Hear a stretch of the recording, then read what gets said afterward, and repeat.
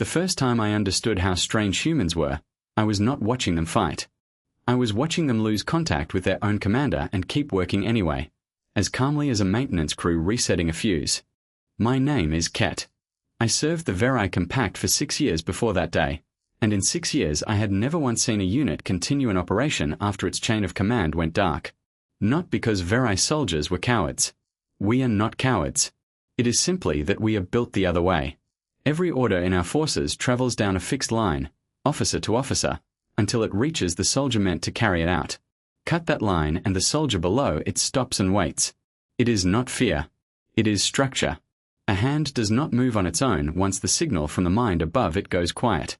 That morning, on the rock they called Anchor 6, the humans linked to their captain died in the middle of a firefight, and none of them so much as glanced at each other before deciding what to do next. I was there as an observer, nothing more. The Veri Compact and the human colonies had been fighting the Karn assembly together for 2 years by then, sharing supply lines and occasionally sharing blood, but rarely sharing the same ground at the same time. I had been sent to Anchor 6 to catalogue munitions usage for a logistics report.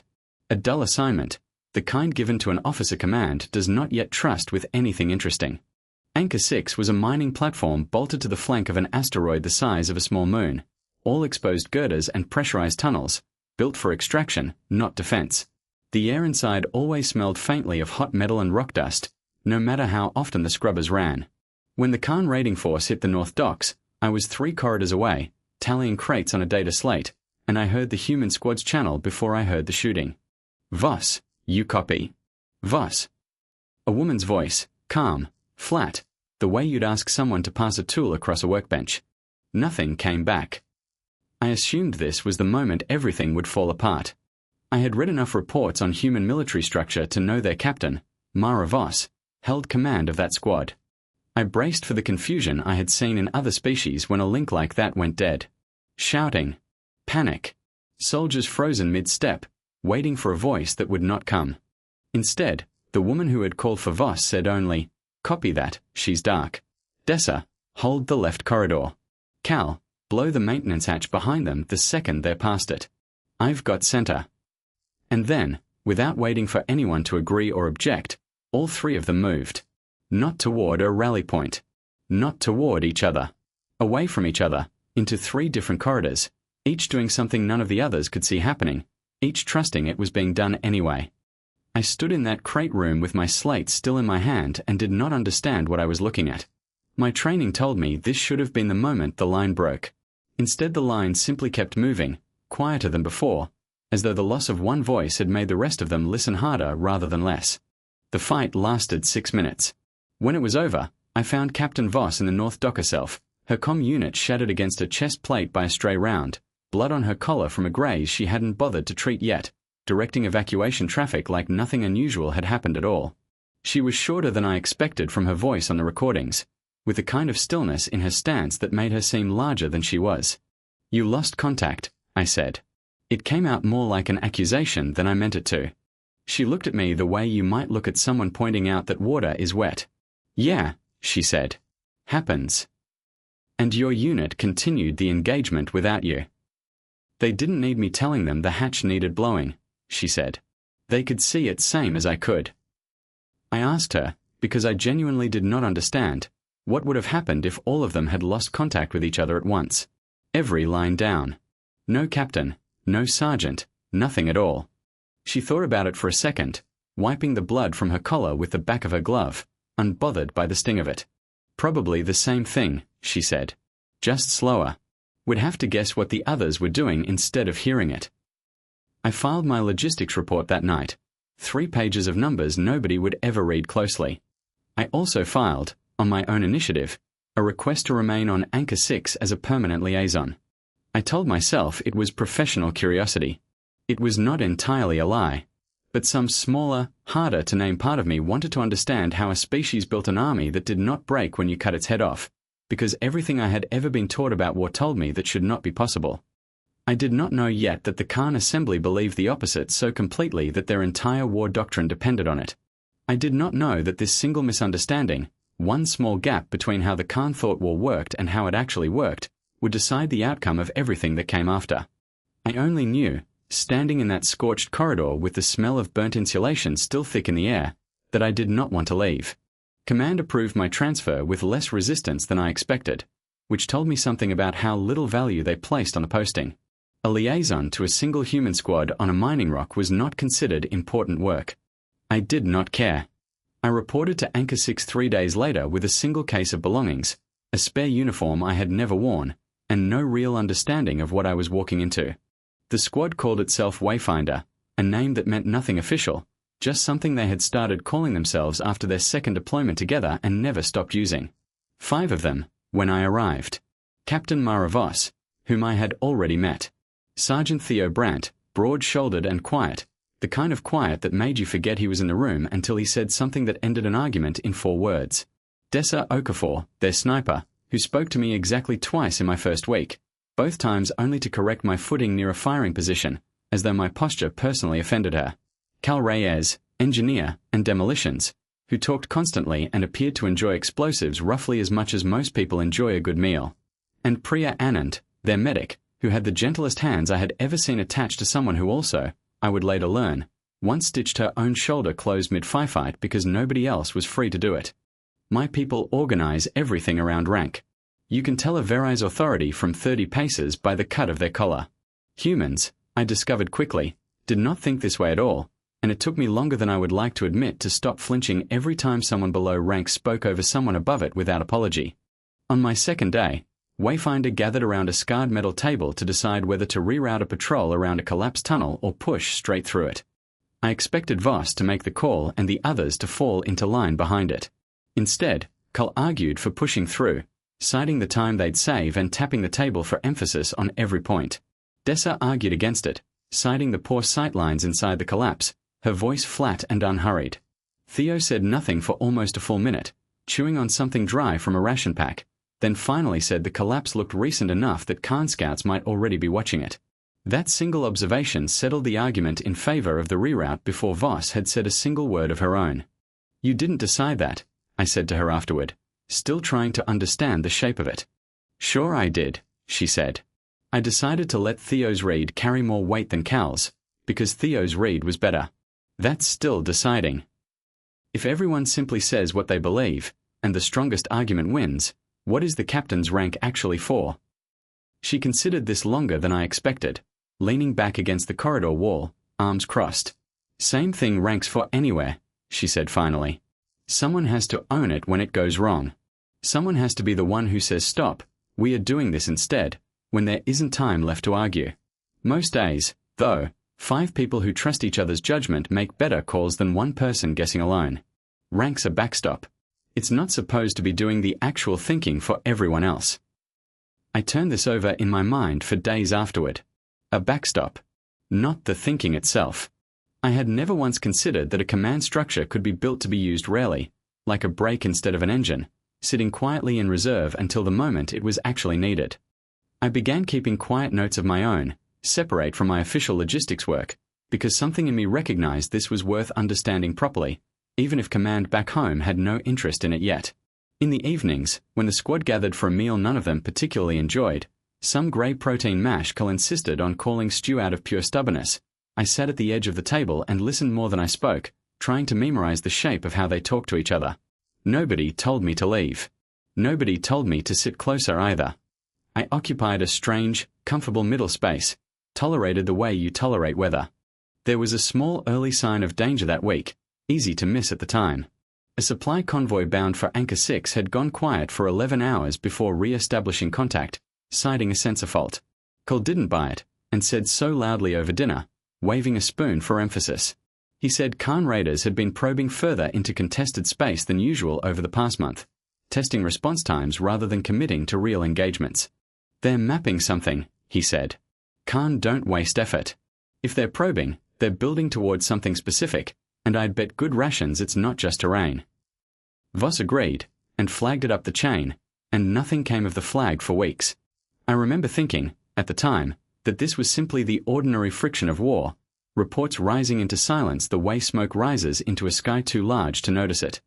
I did not yet understand that the Karn were not mapping terrain at all. They were mapping us. Specifically, they were mapping who among us wore the marks of command. To understand what the Karn assembly believed about war, you first have to understand what they believed about authority, because for the Karn the two were the same thing. Karn society runs on a strict, unbroken chain from a single command node down through every rank beneath it, and every Karn soldier is trained from childhood to treat the chain as something close to sacred. Disobeying an order from above is not merely a discipline problem in Karn culture. It is close to unthinkable, the way betraying your own hand would be unthinkable. Their entire civilization organizes itself the way a Verai army organizes a single unit, except stretched across every level of their society at once. This meant Karn military doctrine rested on one simple, deeply held belief: destroy the head, and the body stops moving. It had worked for them against 3 other species before they ever reached human space. Cut the command structure at the top, and whatever remained beneath it would freeze, waiting for orders that would never come, easy to finish off at leisure, like a machine with its power cable pulled. I learned all this properly from a Verai political officer named Dalu, who arrived on Anchor 6 roughly a month after I did, ostensibly to review supply efficiency, though it became clear within days that his real interest was cataloguing human command structure for a report destined for Verai High Command. He had the flat, unhurried manner of someone who considered small talk a waste of processing time, and the first time we spoke he did not so much as look up from the datapad in his hands. You've been embedded with the humans longer than anyone else in the sector, he said. Tell me, who actually gives the orders in that squad? I told him what Voss had told me, about rank as a backstop rather than an engine. He did not seem satisfied with this answer, and set his datapad down with a small, deliberate click. Every unit has a head, he said. Find it. Command wants to understand the human chain of authority so we can advise them properly on defensive doctrine. And so we can understand our own exposure, should the Karn ever apply the same tactic against Verai officers directly.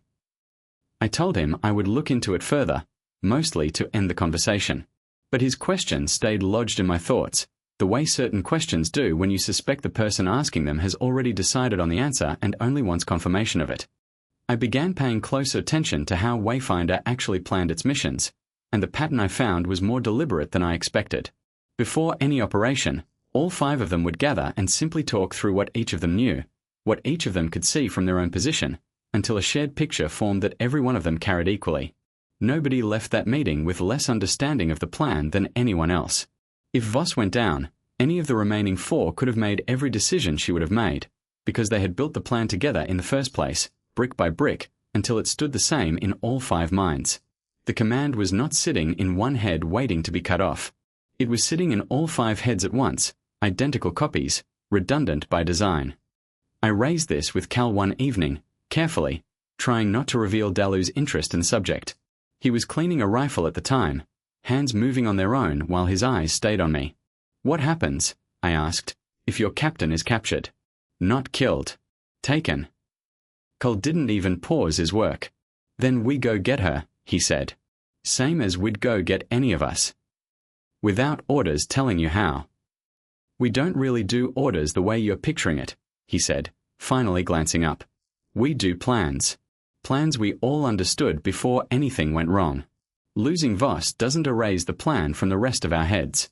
It just means we are down a set of hands, and we adjust the choreography. That same week, Wayfinder received intelligence, relayed down from a joint command post further out in the expanse, that Karn forces in the region had begun a new pattern of targeting officers specifically during raids, even when doing so meant passing up easier, less protected targets. The report treated this as a minor curiosity, a footnote in a longer document about supply routes. I did not think it was a curiosity at all. I thought, quietly, that the Karn had finally found what they believed was the head of the human body, and were preparing to cut it off. I did not yet know how wrong their assumption was about to prove. Neither, I suspect, did they. There was a captured Karn soldier held in a secure hold near Anchor 6 lower ring around this time, taken during an earlier skirmish, kept for intelligence purposes rather than punishment. I visited him twice, more out of curiosity than duty, since Verai protocol did not require it of me. He was young, by Karn standards, still carrying the rigid posture of someone who had never questioned a single order in his life, even now, even caged. I asked him, on my second visit, what he had been told would happen if his own unit's commanding officer were killed in battle. He looked at me as though the question itself were a kind of insult. Then we hold position and await the next node in the chain to assume command, he said. There is always a next node. The structure does not permit gaps. And if the gap reaches all the way to the top? If there is no next node close enough to reach you in time? He did not have an answer for this, and something in his posture shifted. A flicker of unease he tried and failed to smooth over. That does not happen, he said. Our doctrine ensures it does not happen. I told him, gently, that I had recently watched a human squad lose its captain entirely, with no next node waiting anywhere nearby, and continue fighting without so much as a stumble. He was silent for a long moment, and then he said something that stayed with me longer than I expected it to. Then they are not soldiers as we understand soldiers, he said. They are something else. I do not know what word we have for it. I did not have a word for it either, not yet. But I was beginning to build one, slowly, out of everything I had watched Wayfinder do in the months since I first stood confused in that scorched corridor on Anchor 6. The quiet decision that would matter later came from Priya, of all people, and almost nobody noticed it happen. We were 3 weeks into a stretch of escalating Karn activity across the expanse, small raids growing larger, probing attacks growing bolder, when Priya suggested something during one of Wayfinder's planning sessions that struck me as strange at the time and only made sense to me much later. We should stop wearing rank markers in the field, she said, not looking up from the medical kit she was restocking. All of us. Captain included. Voss frowned at this. Human uniforms carried small embroidered marks denoting rank, subtle compared to Veri collars, but visible enough at close range. That's regulation, she said. I know, Priya said. I'm saying we quietly stop following it. Just out here. Just for a while. Cull asked why, setting down whatever piece of equipment he'd been fiddling with, and Priya admitted she didn't have hard proof of anything, only a feeling, built from watching too many medical reports come back from other units where the casualty pattern looked odd. Officers going down first, more often than random chance should allow, in engagements against Karn forces specifically. Theo, who rarely spoke first in these discussions, spoke first this time. If they're hunting rank, he said, then rank's a liability we don't need to be wearing where they can see it. Voss thought about it for a long moment, the same unhurried consideration I had watched her give every real decision since I arrived. Then she agreed, and the 5 of them quietly stopped wearing their markers in the field the very next patrol, without ever making a formal report of the change up the chain. I noted, with some private amusement, that this was itself an example of exactly the kind of decision Voss had described to me weeks earlier. No single person forced it. The best argument simply carried the room, and the room led it. I did not mention this to Dalu. I told myself this was because it seemed unimportant, a minor uniform adjustment, not worth his attention. I understand now that some part of me had already decided I did not want to hand him anything that might help the Karn, or worse, help Veri Command draw the same conclusions the Karn had. Around the same time, I discovered something else, almost by accident, that unsettled me more than I expected. I found a partial Karn transmission, intercepted and only loosely translated by our signals team, discussing what they called, in the clumsy machine rendering our systems produced, removal of the guiding structure. The context made clear they were referring to human command personnel specifically. The transmission also referenced a coming operation in our sector, timed and specific enough that it read less like doctrine and more like a plan already in motion. I brought this to Voss directly, bypassing Dalu entirely, which I understood even as I did it was a quiet kind of choice on my part, the same shape as Priya's decision about the rank markers. I was choosing which structure I trusted with information that mattered, and it was not the one wearing the same collar as me. Voss read the transmission twice, her expression unreadable in the way I had learned meant she was thinking rather than reacting. They're going to come for whoever they think is running this squad, she said finally, setting the slate down. You have already removed the markers, I said. Does this not solve the problem? It slows them down, she said. Doesn't solve it. If they've been watching us as long as this suggests, they might already have a guess who's who, markers or not. I asked her if she was afraid. She looked at me for a moment before answering, the same flat honesty she always gave me, no performance in it either direction. A little, she said. Not of dying. Of them thinking it'll actually work, and us proving them right by falling apart. I don't plan on giving them that satisfaction. I did not fully understand what she meant by that last part until the operation came, less than 2 weeks later, and very nearly took her from us entirely. Before I describe the convoy ambush, I want to describe an ordinary evening, because I think it explains more about Wayfinder than any battle ever could. It was raining, In the artificial sense Anchor 6 allowed, a scheduled condensation cycle through the mining shafts that the crews called rain out of habit rather than accuracy, a fine mist that beaded on every exposed surface for exactly 40 minutes before the scrubbers pulled it back out of the air.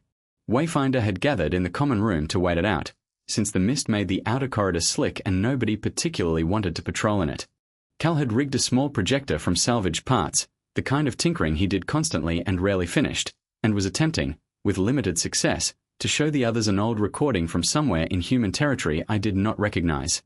Dessa kept interrupting to point out inaccuracies in the recording's depiction of long-range weapon behavior, which Cal insisted was not the point of watching it, and which Dessa insisted was exactly the point, since accuracy mattered. "You're missing the story," Cal said, exasperated. "The story's fine," Dessa said. "The wind resistance on that shot is fiction."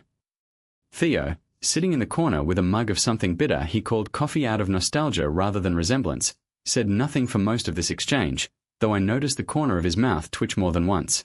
Priya sat cross-legged on the floor, mending a torn strap on her medical kit with small, patient stitches, glancing up occasionally to referee. I asked, at one point, why they bothered arguing about something so trivial when far more pressing matters, Karn troop movements, supply shortages, waited for their attention elsewhere. Priya answered before either Cal or Dessa could. "Because if all we ever talk about is the pressing stuff," she said, "we forget how to be people instead of just soldiers. And people fight better than soldiers do, in the long run. Soldiers burn out. People remember why they're still standing there." I did not fully understand this at the time. I understand it better now, having lived inside it for months. The arguments about wind resistance and old recordings were not a distraction from the war. They were, in some small but real way, part of what made the rest of it possible, the same shared trust that let 5 people split into 3 positions and still function as one, built one small argument at a time, one shared laugh at a time, in rooms where nothing important seemed to be happening at all. Voss found me later that evening, standing near the observation port, watching the artificial mist finally clear from the mining shaft below. "You've been taking a lot of notes," she said, nodding at the data slate I still carried everywhere out of old logistics habit.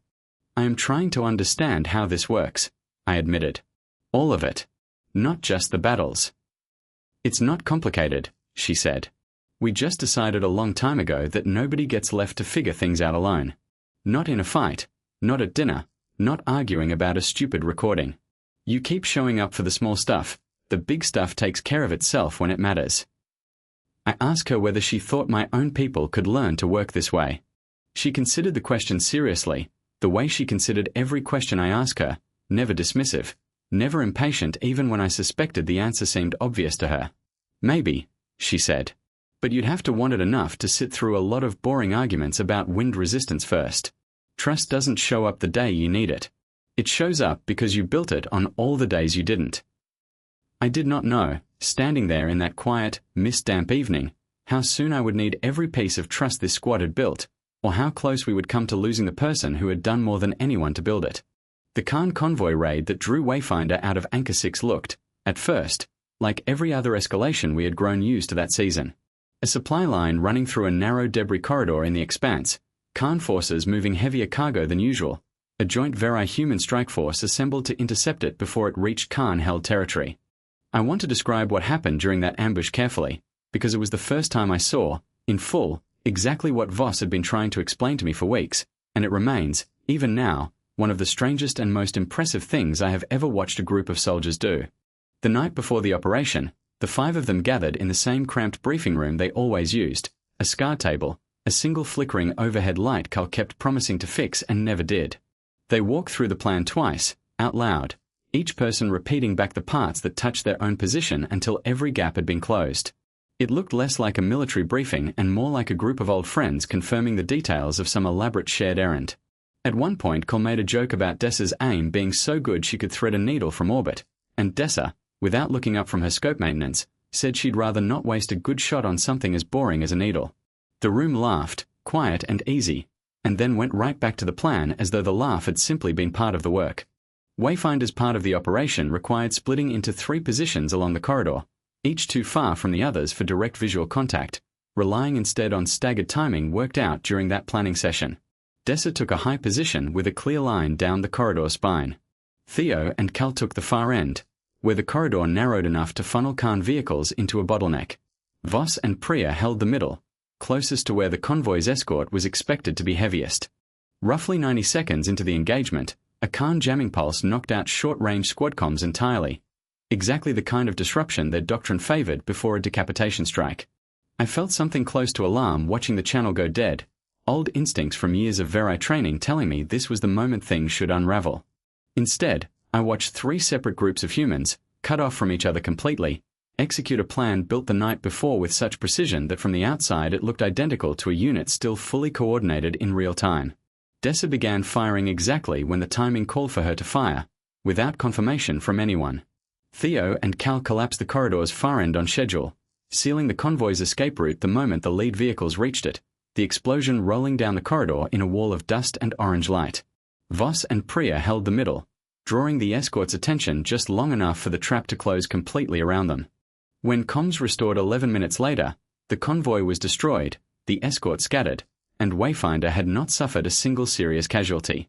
Voss's voice came back over the channel sounding entirely unremarkable, as though she were reporting the weather. Good work, everyone. Regroup at rally point 3. I asked her afterward how she had known Theo and Cal would seal the corridor on time without any confirmation that they were even still alive. I didn't know, she said, wiping soot from her hands with a rag Priya handed her. I trusted the plan we built together, and I trusted them to run it the way we agreed, same as they trusted me to run mine.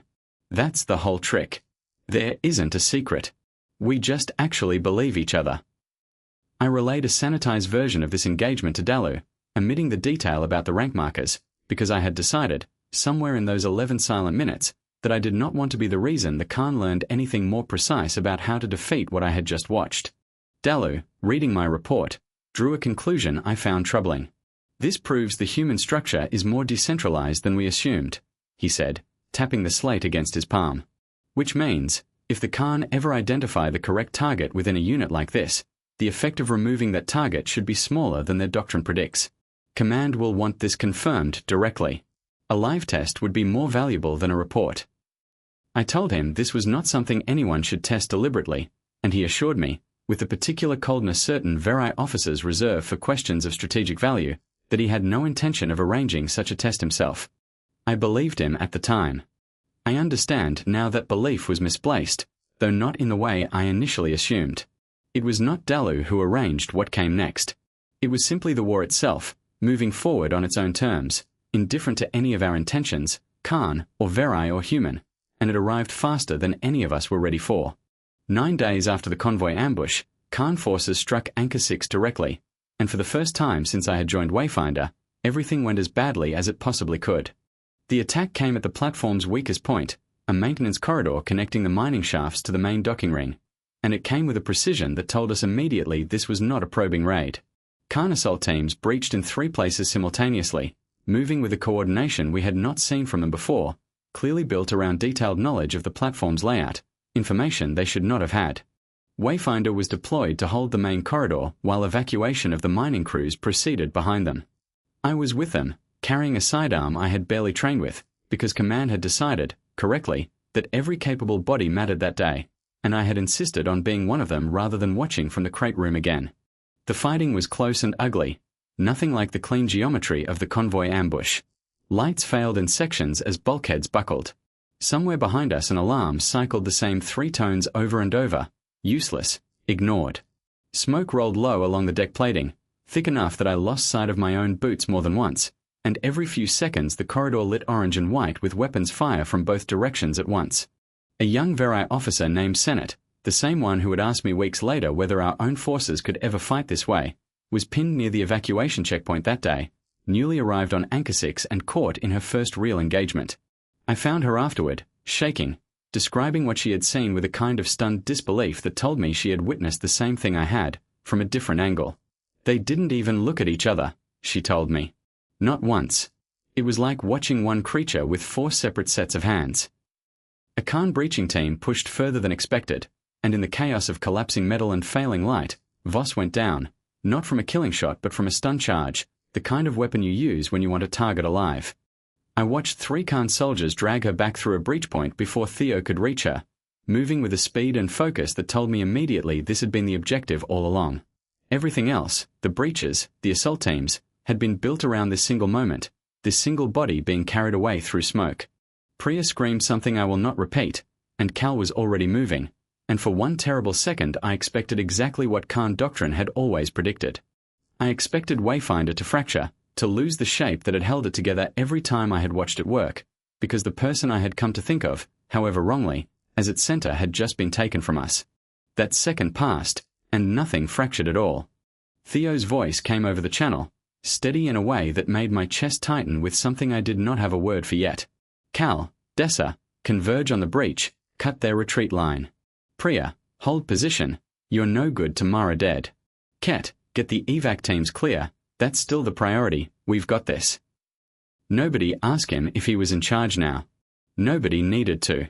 He simply said what needed doing, based on the same shared plan they had all built together long before this day, and the others moved because the plan still existed in their heads whether Voss was there to speak it aloud or not. A Karn command channel, patched crudely into our own frequency, likely intended for exactly this moment, broadcast a short message in fractured, mechanically translated words.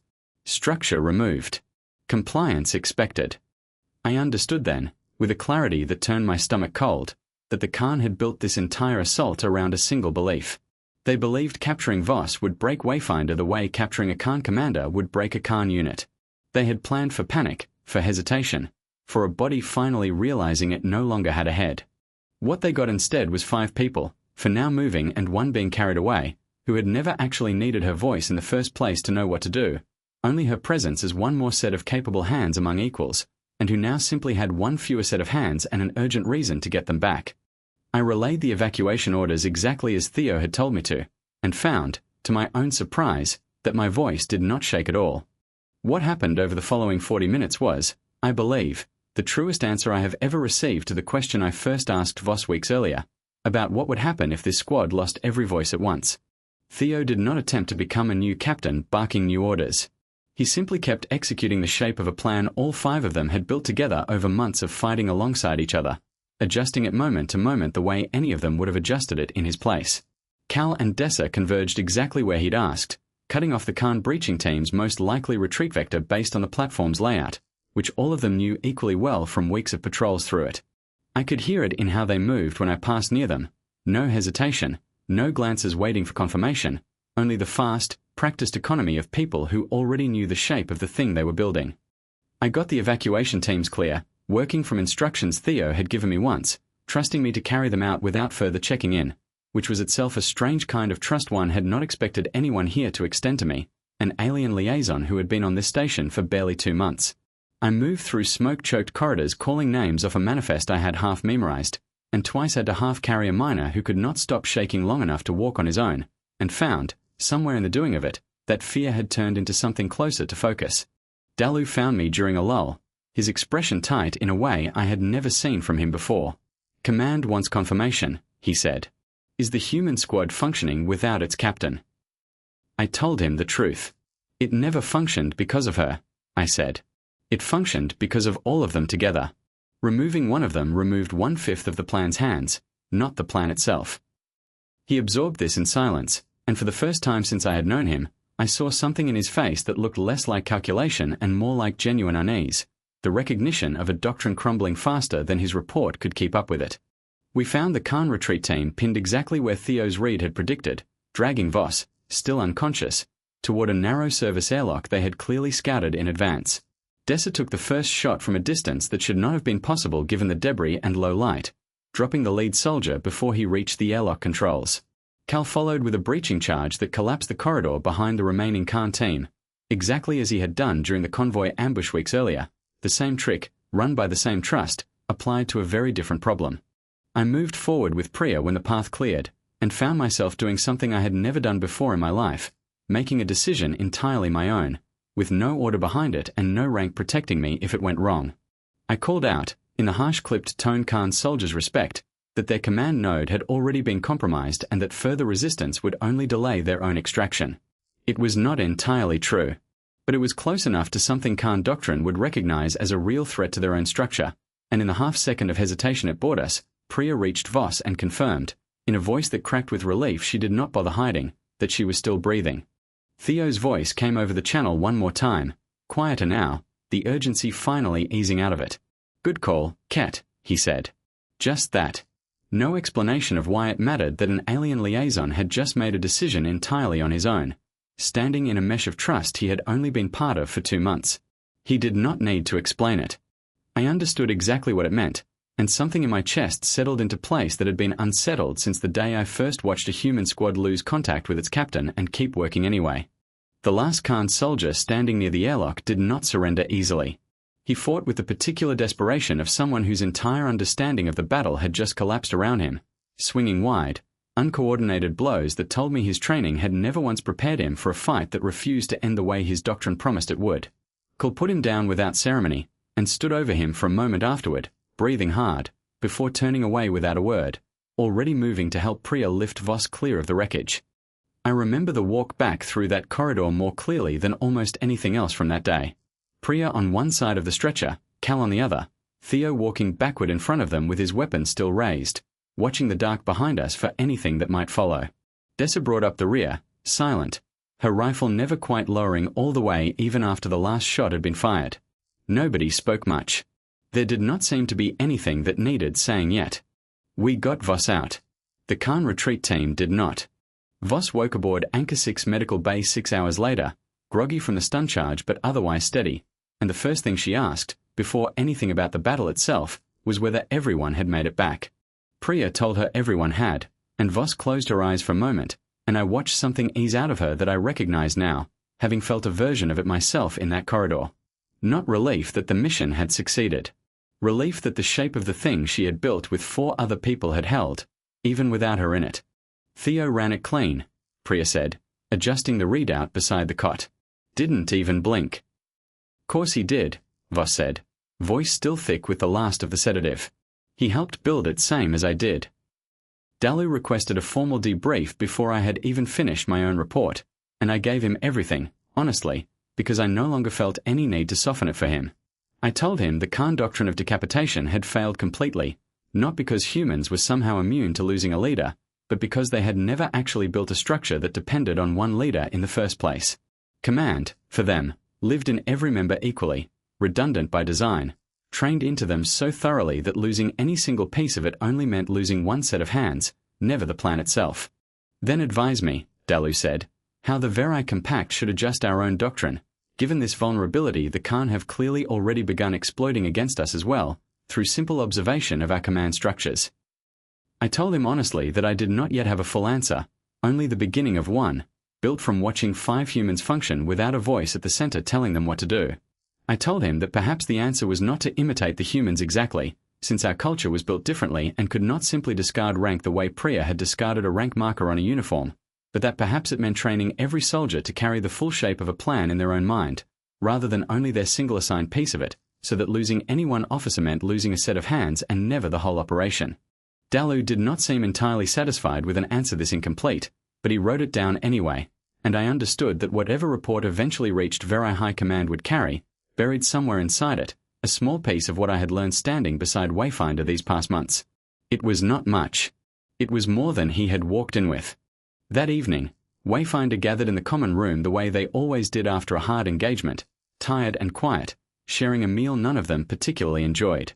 Voss, still moving carefully from the stun charge, sat beside Theo, who had spent the entire firefight speaking with an authority I had never heard from him before and had not spoken a single unnecessary word since. You did good out there, she told him. Then, glancing at me, you too. Making a call like that with no orders behind it. That's not nothing. I told her I had simply done what seemed necessary, the way I had watched all of them do for months now, and that some part of me had wanted, badly, to prove I belonged in that corridor rather than simply observing it from a safe distance. Cal grinned at this, some of his usual humor finally returning after a day that had left very little room for it. Careful, Cat, he said. Keep making calls like that and we are going to start forgetting you're not actually one of us. I told him I did not think that was something a Veri could become, that loyalty and structure ran too deep in my people to simply set aside. Loyalty's not about the shape of your collar, Theo said, quiet as ever, but with a weight behind it I had learned to listen for. It's about whether you'll move when it matters, without waiting to be told. You did. That's the whole test. You already passed it. The weeks after Anchor 6 were quieter, in the way a body is quiet while it heals, still tender in places that had not been tender before. Voss returned to full duty faster than Priya wanted her to and slower than Voss wanted, a compromise neither of them was fully happy with and both of them accepted anyway. I spent much of that time doing something I had never expected to find myself doing on a human posting: teaching. Not soldiers this time, but a small rotation of Verai officers passing through Anchor 6 on supply runs, curious enough about the engagement's outcome to ask questions of their own. I told them what I had told Dalu, and watched the same discomfort cross their faces that had crossed his, the particular unease of people realizing a rule they had trusted their whole lives might not be as solid as they believed. Not everyone found it unsettling. A young Verai officer named Senate, barely through her first deployment, asked me once whether I thought our own forces could ever fight the way Wayfinder fought, 5 minds carrying one shared plan instead of one mind issuing it downward.